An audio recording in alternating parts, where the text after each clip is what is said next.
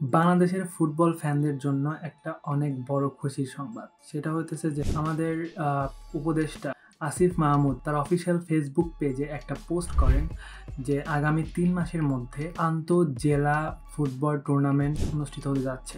এই নিউজটা আপনার কাছে অনেক সাধারণ লাগতে পারে, কিন্তু আপনারা হয়তো বুঝতে পারছেন না যে আমাদের বাংলাদেশের ফুটবলের জন্য, বাংলাদেশের ফুটবলের গ্রোথের জন্য এই ইনিশিয়েটিভটা বা এই প্রকল্পটা কত বড় একটা গেম চেঞ্জার হইতে পারে। এখন বলতে পারেন কিভাবে?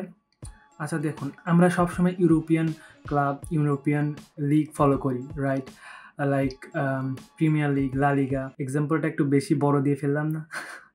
যাই হোক, আন্তঃজেলা ফুটবল তার পোস্টে একদম ক্লিয়ারলি বলা আছে যে 20টি ভেন্যুতে ফুটবল ম্যাচগুলো অনুষ্ঠিত হতে যাচ্ছে। তো এখানে বোঝা যাচ্ছে যে অনেকগুলো জেলা এখানে পার্টিসিপেট করবে, প্রত্যেকটা জেলার আলাদা আলাদা ক্লাব থাকবে, তারা সেই ক্লাব থেকে পার্টিসিপেট করবে এবং এই জেলার টিম থেকে এবং এই জেলার ক্লাবগুলো থেকে আমরা ভবিষ্যৎ বাংলাদেশের জন্য অনেক ট্যালেন্টেড প্লেয়ার খুঁজে পেতে পারি, যারা আমাদের ভবিষ্যৎ বাংলাদেশের টিমকে রিপ্রেজেন্ট করবে, আমাদের বাংলাদেশের টিমকে লিড করবে।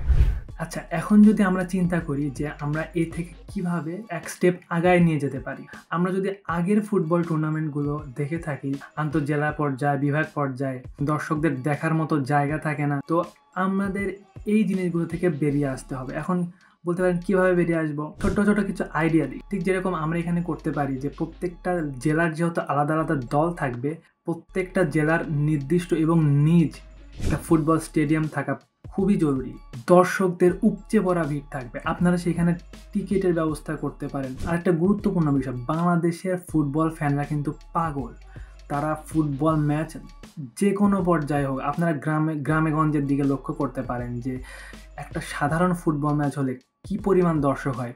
সুতরাং একটা স্টেডিয়ামে যদি দর্শকদের বসার জায়গা থাকে, তাহলে সেখানে কোনোভাবে দর্শকের অভাব হবে না। দ্বিতীয়ত, আমরা আরেকটা জিনিস করতে পারি, সেটা হচ্ছে যে এই আন্তঃজেলা টুর্নামেন্টের খেলাগুলো যদি টিভিতে সম্প্রচার করা যায়, তাহলে আপনারা এখান থেকে স্পন্সরশিপ পাবেন। এবং আরেকটা কথা, আমাদের যারা খেলোয়াড় আছে, তারা নিজ ক্লাবের জন্য খেলবে, তাদের একটা নির্দিষ্ট পরিমাণ স্যালারি অন্তর্ভুক্ত করা, এগুলোর মাধ্যমে আপনাদের কাছে এই জিনিসগুলো অনেক ছোট ছোট লাগতে পারে, বাট এই জিনিসগুলোর মাধ্যমে ফুটবল টুর্নামেন্ট, ফুটবল লিগ, একটা লিগ ইমপ্লিমেন্ট হয়, একটা কাল্ট, একটা অরা ক্রিয়েট হয়। ফুটবলে বাংলাদেশের ন্যাশনাল টিমে আমরা অনেক অগ্রগতি দেখতে পারবো। আমাদের ক্লাব লেভেলে আমরা এত বার্সেলোনা, রিয়াল মাদ্রিদ, ম্যানচেস্টার ইউনাইটেডকে সাপোর্ট করি। আমরা নিজের দেশের ক্লাবকে সাপোর্ট করতে চাই।